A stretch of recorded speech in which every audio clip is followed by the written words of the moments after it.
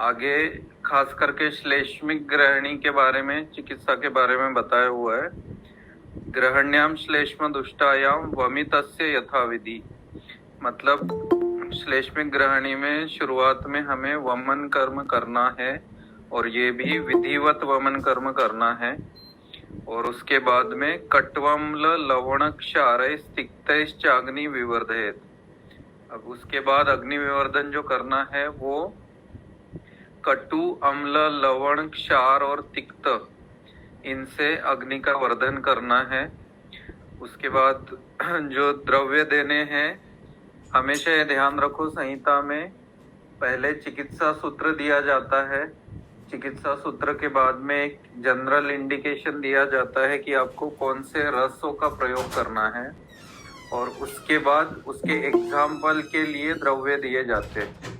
अब जो द्रव्य यहाँ दिए हैं वो एग्जाम्पल के तौर पे लेने चाहिए। ये नहीं है कि बस यही देना है, इसके अलावा अपने पास कोई ऑप्शन नहीं है। चिकित्सा क्योंकि युक्ति के आधार पे होती है, तो जो रस बोले हुए उन रसों का प्रयोग आप किस तरह से कर सकते हो, उसमें कैसी आप युक्ति लगा सकते हो, ये वैद्य के ऊपर होता है। अब पलाशम चित्रकम चव्यम मातुलुंगम हरित किम पिप्पलिम पिप्पली मूलम पाठाम नागर धान्यकम कर्षिकाण्युदक प्रस्ते पक्त्वा पादावशेषितम।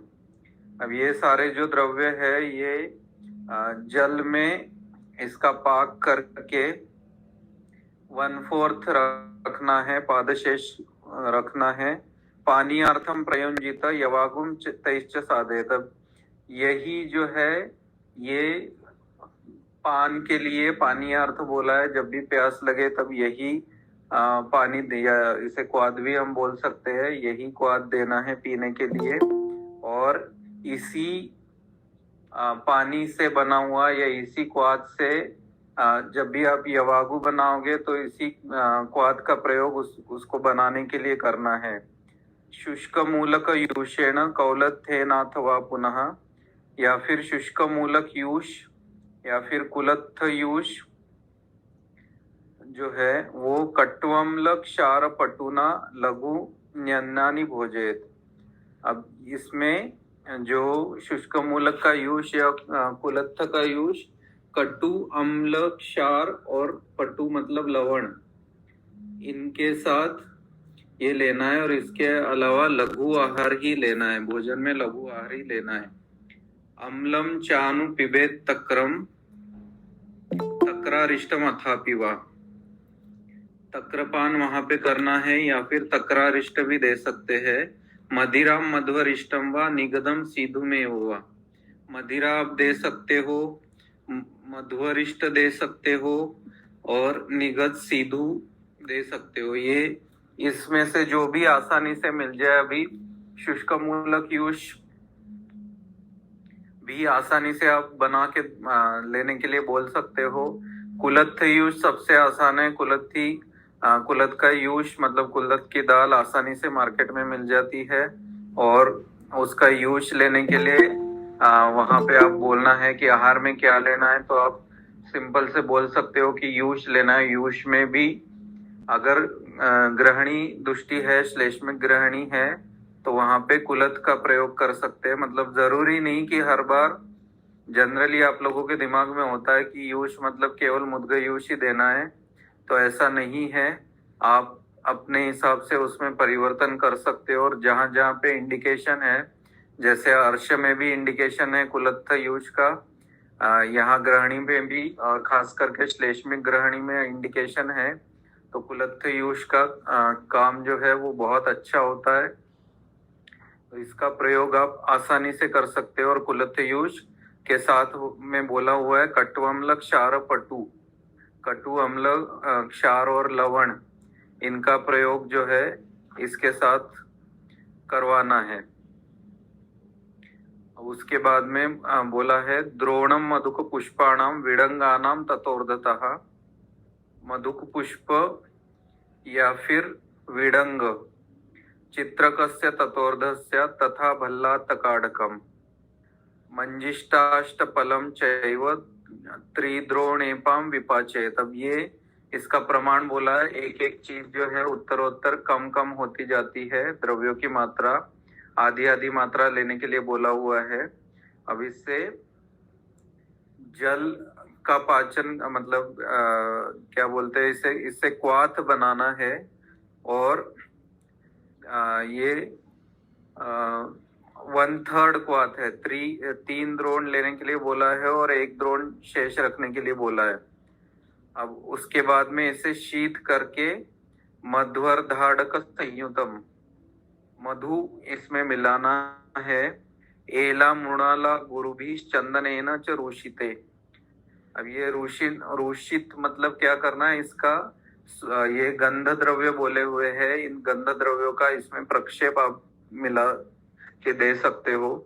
कुंभे मांस स्थितम जातम आसवम तम प्रयोज्य। तब इसको कुंभ में रख के 1 मास तक इसका संधान कल्पना करनी है, संधान विधि से इसका आसव बनाना है और उसका प्रयोग करना है। ये इससे क्या होता है कि ग्रहणी दीपयत्येव ब्रूहणम कफ पित्तजित, इससे अग्नि की दीप्ति होती है, शरीर का ब्रूहण होता है। अग्नि बढ़ जाए तो शरीर का ब्रूहण होता है, और कफ और पित्त का दोनों के लिए ये बोला है।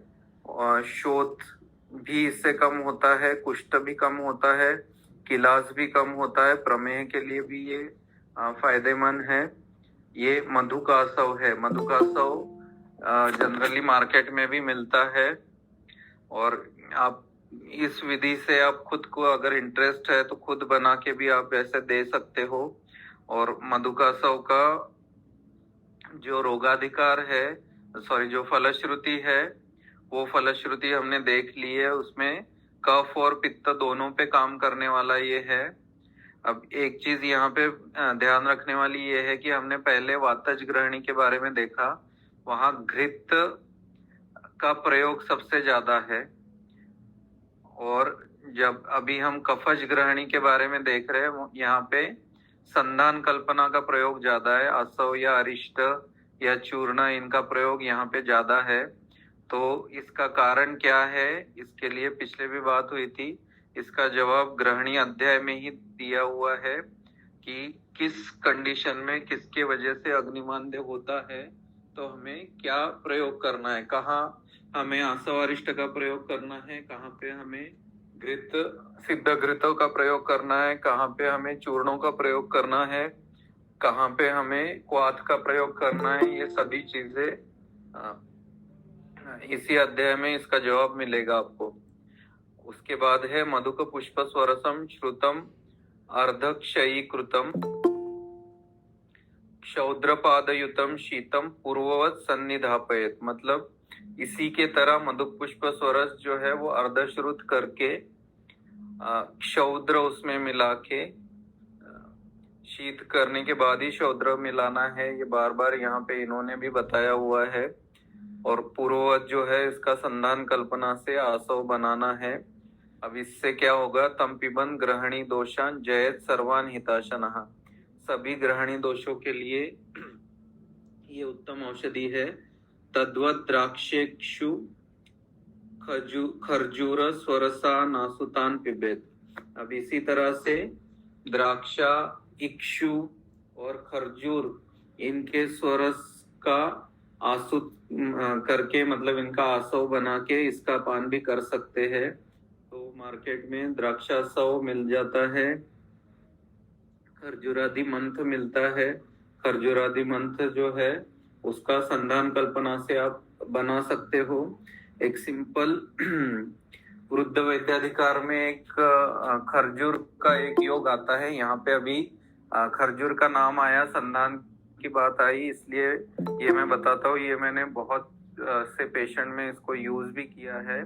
उसमें सिंपल ये है कि नींबू जो है अपना, जो हम घर में खाने में काम में लेते हैं, उस नींबू का स्वरस निकाल के उसको बस ध्यान यही रखना है कि उसमें पानी का कहीं पे भी हाथ नहीं लगा हुआ हो।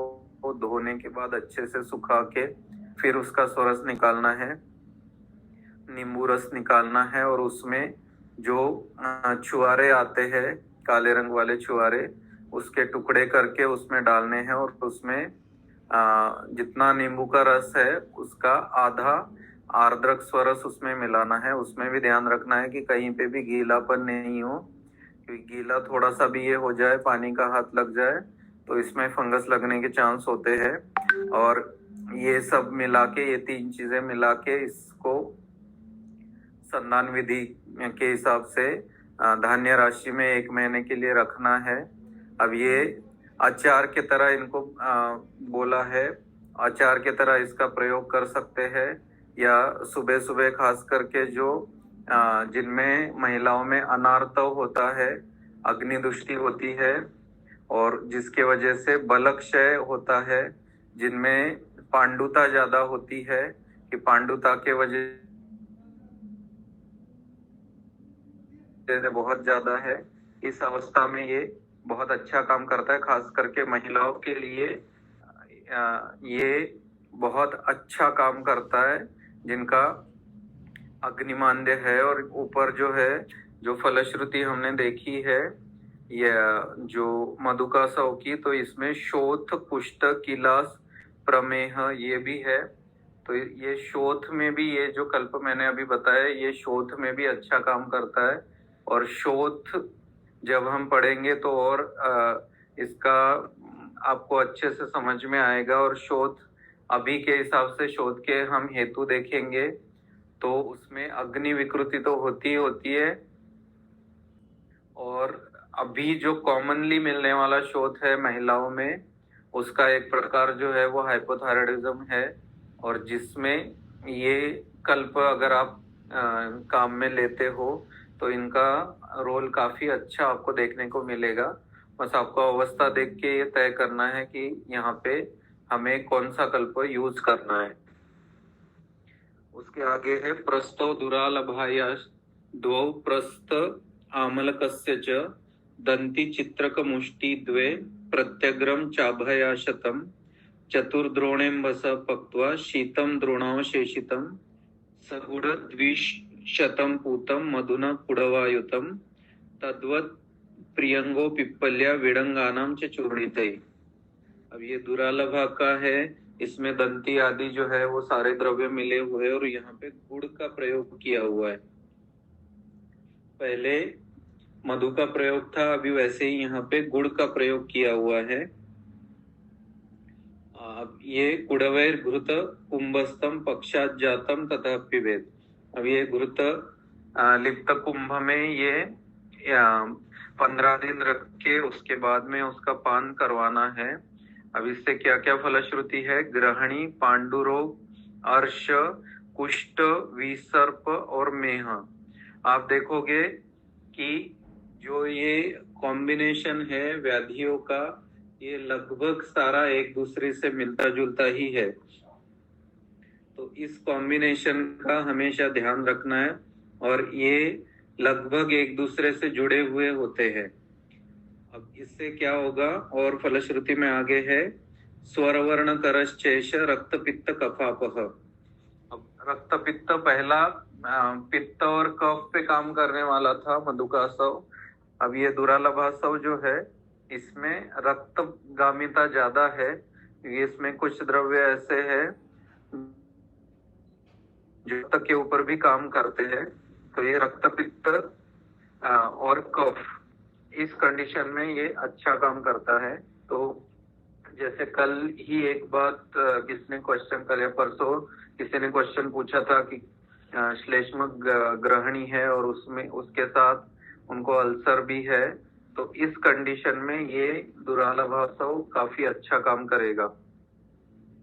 अब उसके आगे है हरिद्रा पंचमूले द्वे वीरर्षभक जीवकम एशाम पंचफलान भागान चतुर्द्रोणेम भस पचेत द्रोणशेषे रसे पूते गुड़स्य द्विशतम भिषक चूर्णितान कुडवार्धार्चम प्रक्षिपेच्च समाक्षिकान। अब ये हरिद्रा पंचमूल है, जीवक, ऋषभक है, ये सारे द्रव्य है। इसके साथ में गुड़ है और माक्षिक भी है, गुड़ और मधु दोनों है।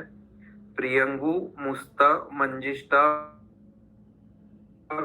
मधुकप्लवान् लोध्रम शाबरकम चैव मांसादस्तं पिबेत्तुतम् एषः मूलासव सिद्धो दीपनो रक्तपित्तजित।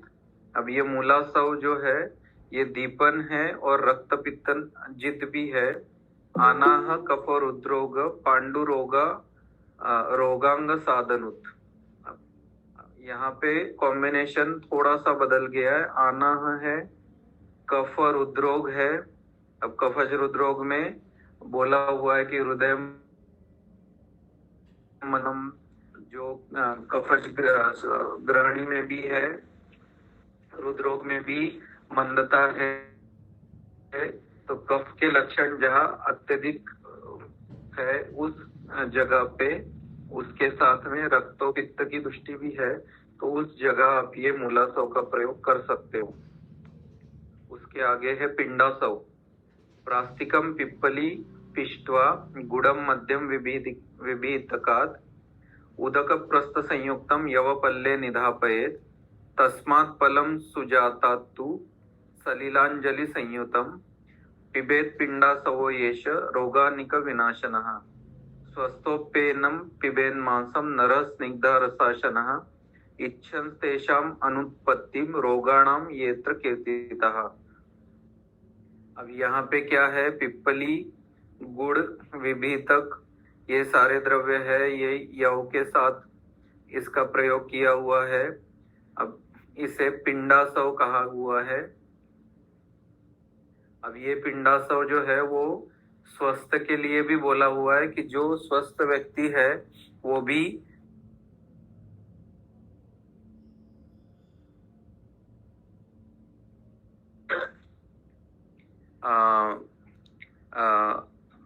स्निग्ध आहार के साथ में ये अगर पिंडासव का सेवन करता है तो उसे जो अब तक जो व्याधियां बताई हुई है उन व्याधियों की उत्पत्ति होने के चांस बहुत कम हो जाते हैं। उन व्याधियों से इसका बचाव होता है। तो व्याधि प्रतिरोधक शक्ति बढ़ाने के लिए और खास करके अग्नि बल बढ़ाने के लिए पिंडासव जो है वो अच्छा काम करता है। उसके आगे है मध्वरिष्ट। नवे पिप्पली मध्वोक्ते कलसे गुरु धूपिते मध्वाड़कम जलसमम चूर्णानिमानि दापयेत् कुडवार्धम विडंगानाम पिप्पल्या कुडवम तथा चतुर्थिकांशाम त्वक्षीरी केशरम मरीचानि च त्वगेला पत्रकशटी क्रमुकाति विषाघनान् हरेणवेला एल्वालु तेजो वा पिप्पली मूल चित्रकान् कार्शिकांस्तत् स्थितं मांसम अत ऊर्ध्वं प्रयोजयेत् मंदम संदपयत्यग्नि करोति विषमम समम। अब यहाँ पे इसकी फलश्रुति में बोले ये सारे द्रव्य आप समझ सकते हो, इनका कैसे कैसे बनाना है इसके बारे में भी आप समझो।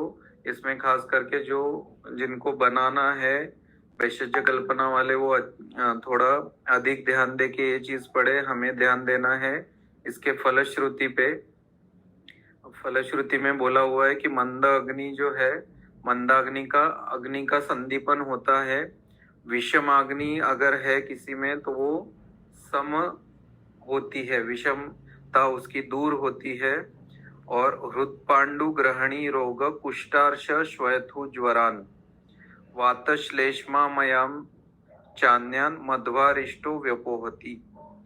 अब ये हृद पांडु ग्रहणी रोग कुष्ठ अर्श श्वेथु ज्वर, इसके साथ में वातश्लेष्म प्रधान जो भी व्याधियां है ये मध्वारिष्ट लेने से इन व्याधियों में उपशय मिलता है।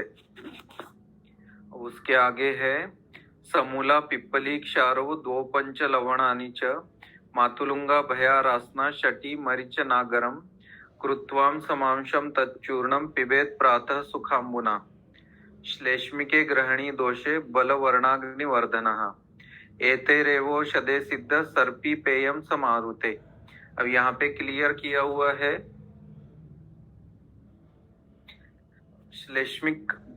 श्लेष्म का प्रधानता है, तो इन द्रव्यों का चूर्ण लेना है, ये प्रातः सुखाम्बु से लेना है। और अगर वात प्रधानता है तो इन्हीं द्रव्यों से सिद्ध घृत के उस घृत का प्रयोग करना है। गोल्मिके षट्फलम प्रोक्तम भल्ला तक घृतम चयत।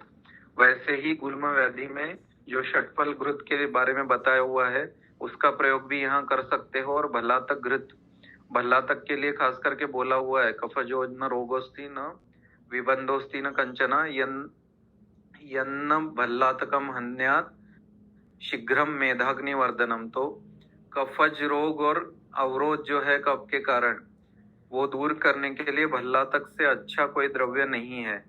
तो इसीलिए भल्लातक घृत या षट्फल घृत, इस तरह से घृतों का प्रयोग भी यहाँ पे आप कफ प्रदान ग्रहणी में कर सकते हो। उसके आगे है बीडम कोलत्थ लवणम सर्जिका याव शुकजम सप्तलाम कंटकारी च चित्रकम चेति दाहयेत। सप्तकृत्व स्तुतास्य क्षारस्य द्व्याढकेन तु आढ़कम सर्पिषा पक्त्वा पिबेद अग्नि विवर्धनम। अभी एक क्षार घृत है, इन जो है लवण है, इसके साथ कंटकारी, सप्तला, चित्रक, इनका दहन करके इनका क्षार विधि से क्षार बनाना है। और उस क्षार को क्षार से घृत जो है वो सिद्ध करना है। इसे क्षार घृत कहते हैं और इससे अग्निवर्धन होता है। अब यहाँ पे पहले ही हमने जो बात की है क्षार की, कि क्षार ग्रहणी दोष में क्षार का महत्व क्या है। अब इसलिए क्षार घृत का भी यहाँ पे बहुत अच्छा काम होगा। उसके आगे है समूला पिप्पली पाठम चवेंद्र यवनागरम चित्रकाति विषय हिंगु स्वदंष्टा कटुरोहिणी वचाम च कार्षिकम पंच लवणानाम पलानि च दग्नम प्रस्थद्वये तैल सर्पिशो कुडवद्वये खंडीकृतानि निष्पात्य शनैर अंतर्गते रसे अंतर्धूमं ततो दोग्ध्वा चूर्णं कृत्वा घृताप्लुतं पिबेत पाणितलं तस्मिन् जीर्णे स्यात् मधुराशनः। अब ये अंतर्धूम करके इसका चूर्ण बनाना है। चूर्ण ये एक तरह से क्षार के तरह ही काम करेगा। और पानी तल इसका मात्रा बोली हुई है कि पानी तल जो है इसका सेवन करना है। और ये जीर्ण होने के बाद में मधुराशन करना है। ठीक है। वात श्लेष्मा मयान सर्वान हन्याद विषगरांश्च सह भल्लातकम त्रिकटुकम त्रिफलाम लवणत्रयम अंतर्धूमम द्विपलिकम गोपुरीशाग्नि ना दहेत। अब ये सारे जो द्रव्य है, भल्लातक, त्रिकटु, त्रिफला, लवणत्रय, इनको भी अंतर्धूम विधि से गोपुरुष के अग्नि से इनका दहन करना है। और ये क्षार सर्पिशा पीतो, सर्पी के साथ इसका पान करना है। भोज्य वाप्यव चूर्णिता, या फिर भोजन में जैसे हम ऊपर से नमक या काली मिर्च मिलाते हैं, वैसे भोजन में एक क्षार का उच्चूर्णन करके फिर उसे देना है। इससे भी हृत पांडु ग्रहणी दोष गुल्मोदावर्त शूलनो। तब आपने गौर किया होगा कि हमेशा जो व्याधियां है वो लगभग एक जैसी है, एक या दो व्याधियां उसमें बदल जाती है। अब यहाँ पे गुल्म, हृत पांडु ग्रहणी, गुल्म, ये व्याधियां पहले भी आई हुई है। गुल्म यहाँ पे ज्यादातर पहले जो व्याधियां थी उसमें हृदरोग, पांडु रोग ये और ग्रहणी ये कॉमन आ रहा है। गुल्म यहाँ पे कम जगह पे आया हुआ है। उदावर्त यहाँ पे पहली बार आया हुआ है। तो उदावर्त की स्थिति के वजह से ये सारे व्याधियां भी होती है। अब आपको उदावर्त का अगर हेतु मिलता है और उसके साथ में ये लक्षण अगर मिलते हैं तो उस कंडीशन में ये क्षार का प्रयोग जो है ये भोजन में अवचूर्णित करके देना या उसके साथ घृत देना। क्योंकि उदावर्त में भी घृतपान ही आपको करना है या अनुलोमन करना है। तो ये इस तरह से क्षार का प्रयोग अगर आप वहां पे करोगे तो उसमें ज्यादा अच्छा उपशय मिलेगा पेशेंट में। अब उसके आगे है दुरालभम करंजोदो सप्तपर्ण संवत्सकम षड्ग्रंथा।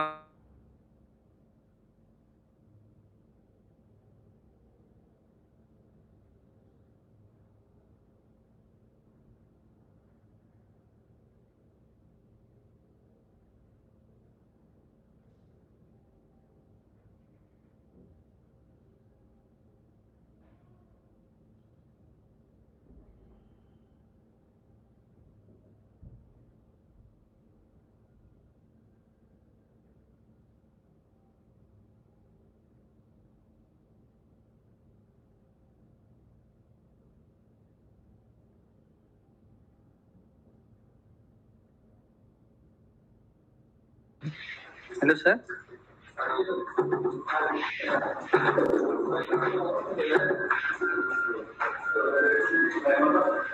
Hello sir.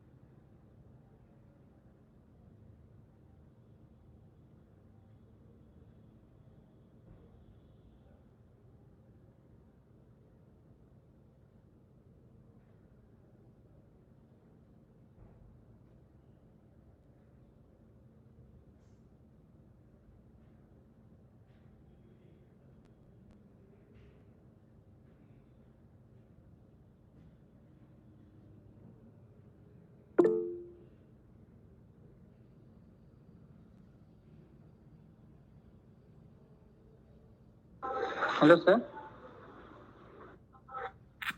स्क्रीन शेयर हो रही है? हाँ सर, आप भी हो रही है। हेलो। हाँ सर, आप भी हो रही है। हाँ ठीक है। बीच में शायद एक तरफ हो, बीच में शायद एक तरफ हो।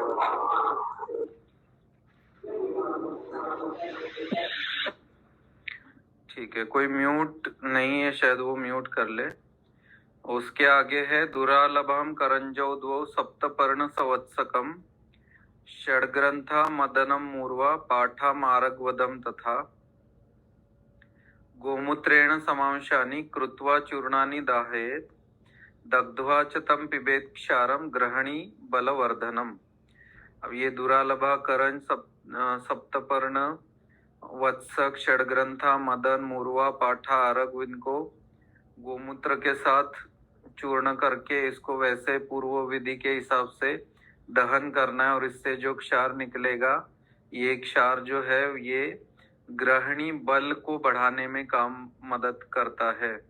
यहाँ पे हमें अग्नि बल बढ़ाना है, ये ध्यान रखना है। केवल अग्नि को मतलब अग्नि का दीपन केवल करने का काम यहाँ नहीं करना है, यहाँ पे हमें पाचन का कार्य उसका बढ़ाना है।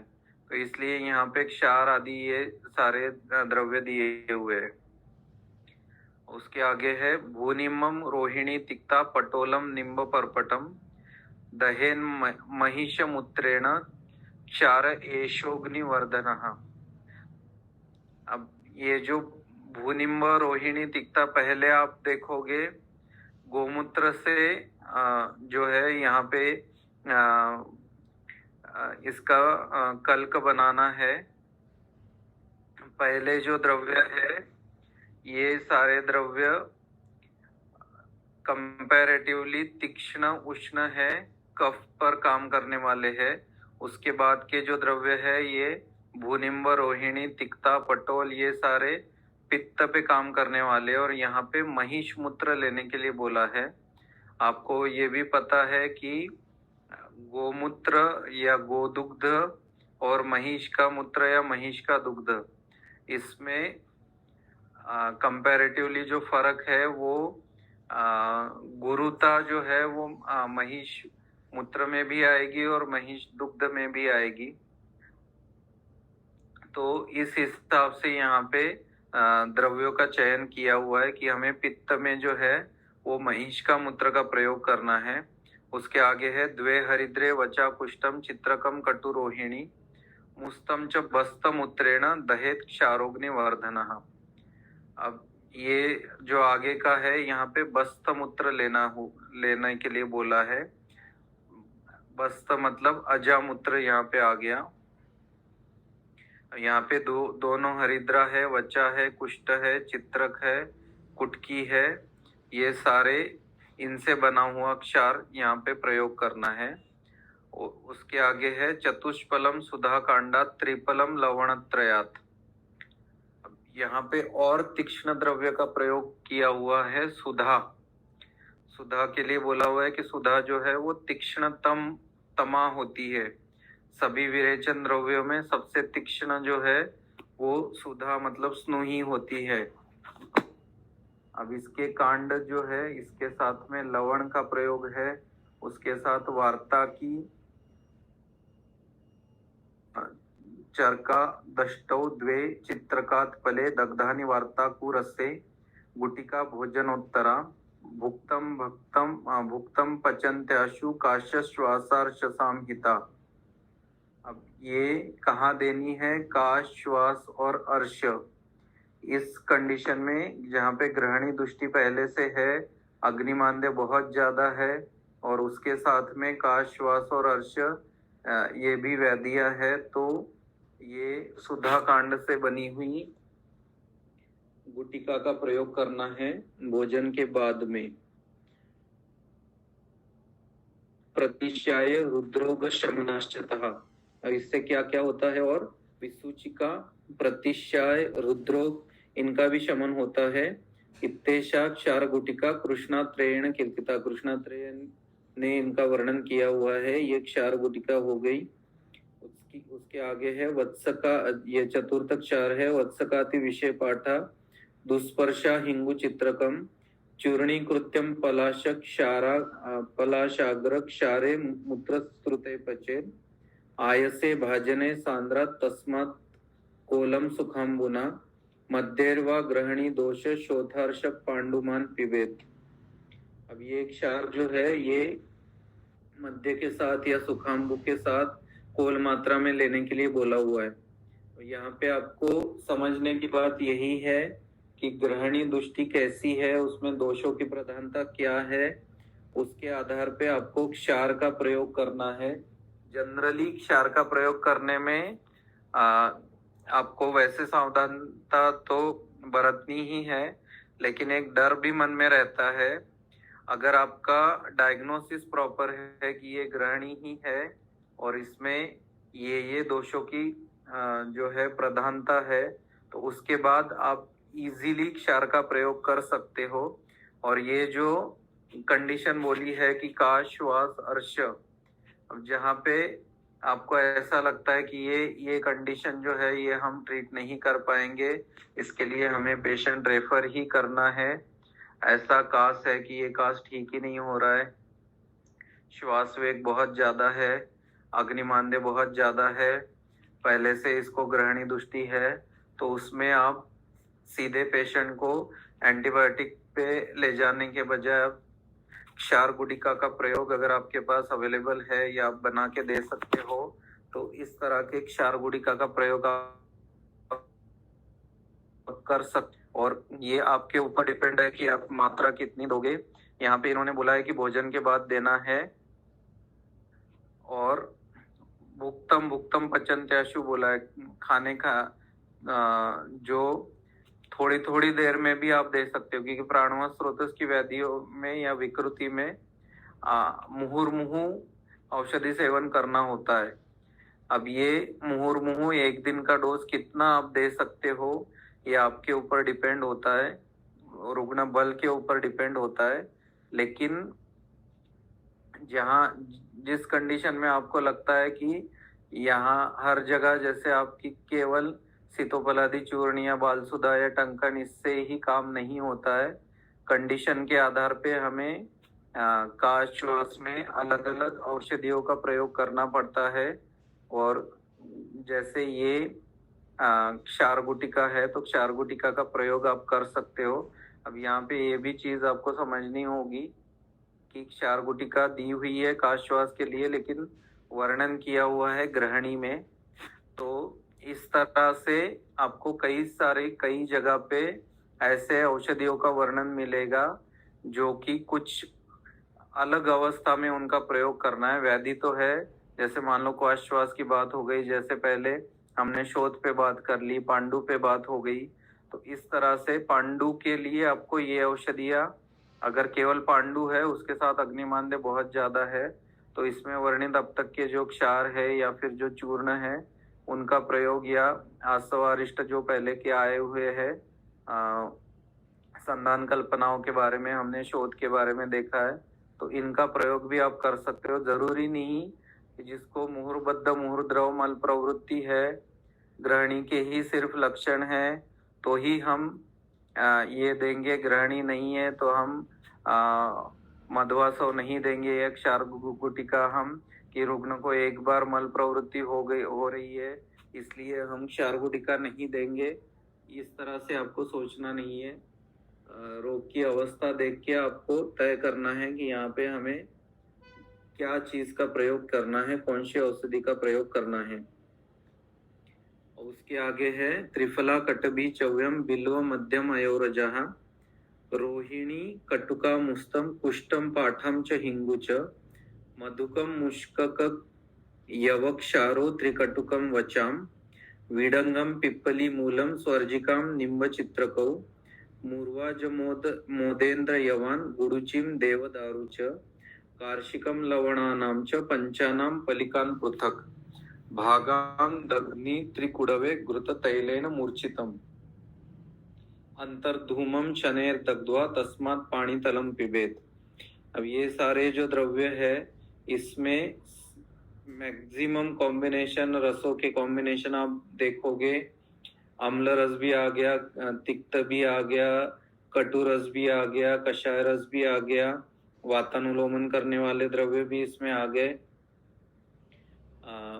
अब ये सारे जो द्रव्य है इनसे अंतर्धूम करके जो क्षार बनेगा उसको सर्पी के साथ सर्पिशा कफ वातार्शो ग्रहणी पांडुरोगवान, कफ वात अर्श ग्रहणी पांडुरोग, इनमें आप दे सकते हो। इसके साथ साथ ही प्लीह मूत्र ग्रह श्वास हिक्का कास कृमि ज्वरान, प्लीहा वृद्धि है, मूत्र ग्रह है, श्वास है, हिक्का है। जनरली ये जो कॉम्बिनेशन है ये कॉमनली आपको मिलता है कि मूत्र निग्रह हुआ है, उसके साथ में श्वास वेग भी बढ़ रहा है, उसके साथ में कास आ रहा है, या कृमि कोष्ठ में कृमि ज्यादा है जिसकी वजह से अपने आप मूत्रावरोध हो रहा है या श्वास कास का ये लक्षण मिल रहे हैं। उसके साथ ज्वर भी है। इसके अलावा शोष हो रहा है उस व्यक्ति में लंबे समय के लिए ये रहे तो, और अतिसार भी है, श्वेथु भी है, प्रमेहान हृदय ग्रहण प्रमेह रुद्रोग ये अवस्था भी है। तो इसमें ये ऊपर का जो क्षार बोला हुआ है, क्योंकि कॉम्बिनेशन जो है ये सभी पे काम करने वाला कॉम्बिनेशन है, केवल ऐसा नहीं कि ये सिर्फ कफ प्रधान अवस्था में ही काम करेगा ये या सिर्फ वात प्रदान में ही काम करेगा। कॉम्बिनेशन जो है इसमें द्रव्य सब तरह के लिए हुए हैं। अब हन्या सर्व विषम चैव, सभी विष जो है इनका ये नाश करता है। क्षारोग्नि जननो वरहा, अग्नि जननों में वर मतलब श्रेष्ठ है ये क्षार। जीर्णे रसैवा मधुरैर अश्नीयात पयसा पिवा, अब ये क्षार जीर्ण होने के बाद में मांस रस या फिर मधुर रस का आहार लेना है पयसा के साथ। मतलब या तो मांस रस दे दो या फिर उन पेशेंट को बोलो कि आपको केवल दूध या चावल लेना है या दलिया जो है दूध में बनी हुई दलिया लेनी है। ये पंचम क्षार है। तो ये क्षार अगर कोई आप में से वैशज्य कल्पना वाला है या इंटरेस्ट वाला है, कोई खुद बनाना चाहे, क्योंकि मार्केट में इजीली नहीं मिलेगा, कोई खुद बनाना चाहे तो बनाने के लिए द्रव्य भी आसानी से सारे मिल जाते हैं।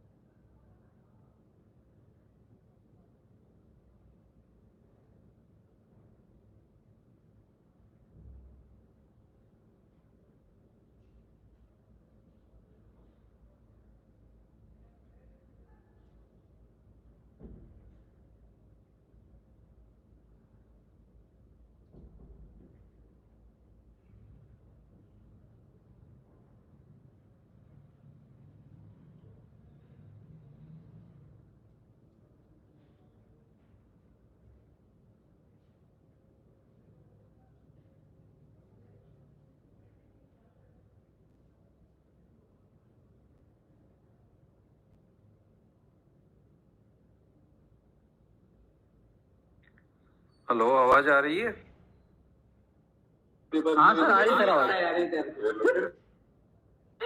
हाँ, अब तक जो हमने देखा है आज यहीं रुकते हैं। यहाँ तक कोई क्वेश्चंस है तो वो क्वेश्चंस आप बताइए।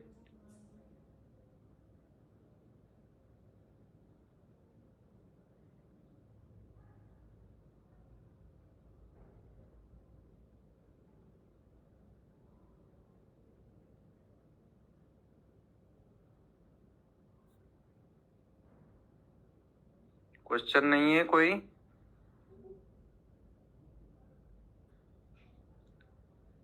चलो, कोई क्वेश्चन बाद में भी आते हैं। No sir, no. क्वेश्चन बाद में भी आते हैं तो आप ग्रुप पे डाल के रख सकते हो, उसका फिर नेक्स्ट उसमें हम डिस्कस करेंगे। ठीक है? Yes sir, yes sir, yes sir, बस अभी।